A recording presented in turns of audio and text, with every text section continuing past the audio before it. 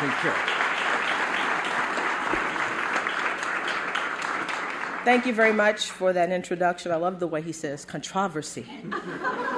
Say it again. Say it again. It's great to be here among so many people I know, and such a familiar place for me. I've come back to Monticello many times, and it's always good to be here. I must say I've never been here when it was raining. So this is an interesting thing for me, a day that began at 4 a.m. this morning, trying to get here quickly and taking off at 1 o'clock. So I'm just here by the skin of my teeth, and I'm very, very happy to be here with you.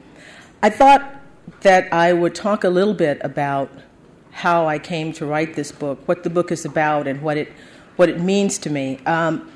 People who are familiar with my other work understand that my first interest in Monticello was not really the Hemingses. It was really Jefferson. And thinking about Jefferson and slavery after having read a child's biography when I was in the third grade about Jefferson. And that was my introduction to history, and it was when I first began to love history as a topic and began to think that, and began to know that this was something that I always wanted to do. I won't go through all of my life story and my connections or my feeling of connection to this place, but to tell you that I came to write my first book about Thomas Jefferson and Sally Hemings because I was concerned about the way black people were portrayed in Jefferson scholarship. The particular story about Thomas Jefferson and Sally Hemings was interesting to me, but more interesting to me was how people weighed evidence and how people treated the lives and the voices of black people when they said things that some people found discomforting.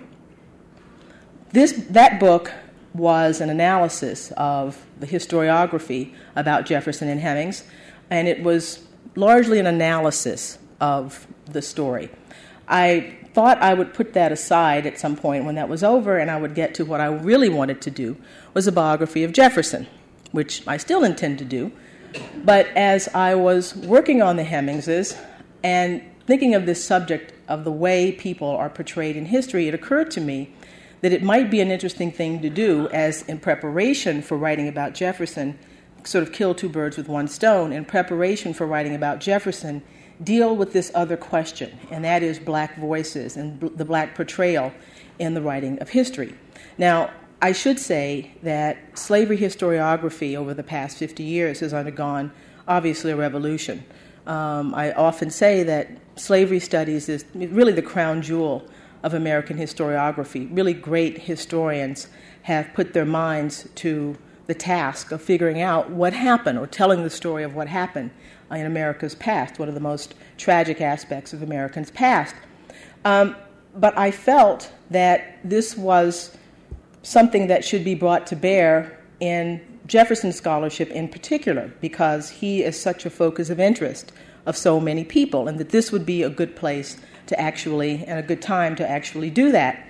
So as I was writing about the historiography, I realized, well, Jefferson was an inveterate record keeper.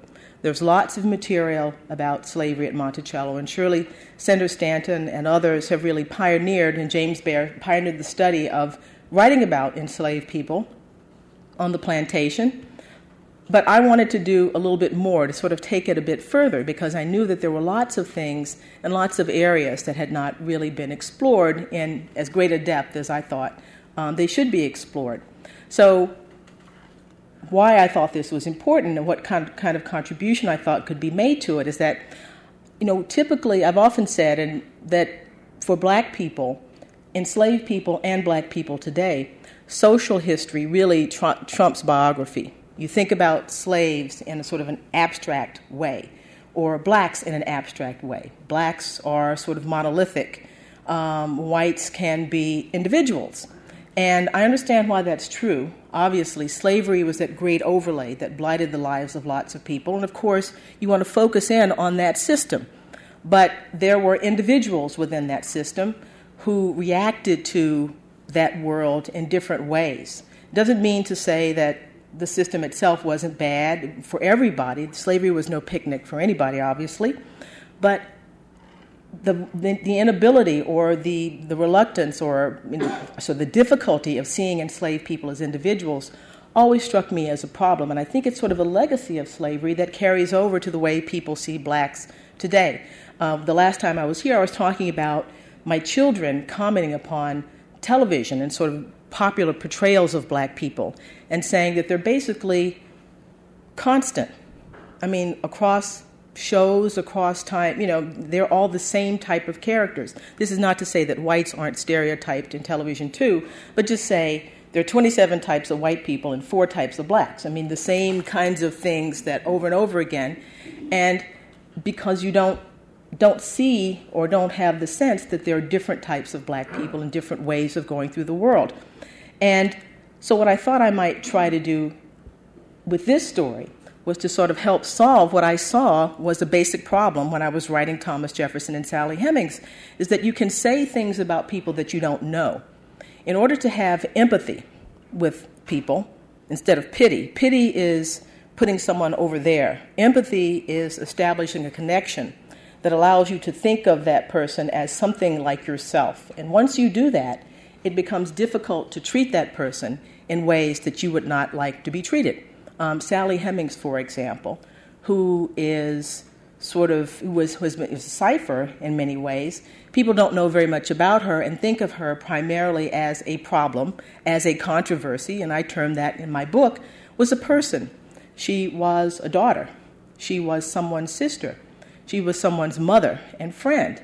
And without thinking of her in those sorts of ways, putting her in that light, it's sort of easy to say anything you want to say about her, in a sense. You can give her fathers of her children sort of every 10 years based upon nothing because you don't know her, because there is no sense of a connection with her as a person. There's no care with her lives. And what I thought I would try to do with this book was to talk not just about her, but to talk about her entire family, to put all of the Hemingses into a context that would make it easier for people to see them as human beings and not as slaves, not as part of a particular problem. So I sat down to write the book. This book was under contract. It's been under contract for a very long time. Things intervened.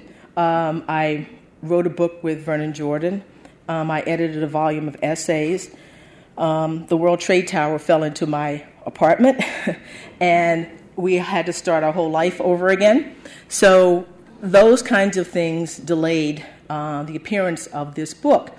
I started to write, started to do research, and quickly found that there was a lot of material, things that I thought I was going to be able to wrap this up in maybe 200 pages. My editor was very happy that I would be able to do that. And then it started to get longer and longer and longer, and I realized that, look, we're going to have a 1,000-page book here, which we cannot do, scare people away. So I decided to break it up into 2. And this book is the first of what will be 2 volumes of the Hemings family, and it ends in 1831 after Monticello is sold and the family is pretty much dispersed because I found that there was too many interesting things to say about the 19th century to kind of just wrap it up in one fell swoop.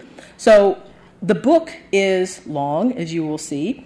My publishers have done a very, very good job of making a book that's, well, I don't want to see how many pages it is, but a very, very long book. Look, not so long. And I'm very grateful to them for that, so people won't be frightened about it. But the book has 3 parts. The first part is called Origins. And in that book, in Origins, I introduce the matriarch of the Hemings family, Elizabeth Hemings, who's born in 1735. We have fragmentary information about her.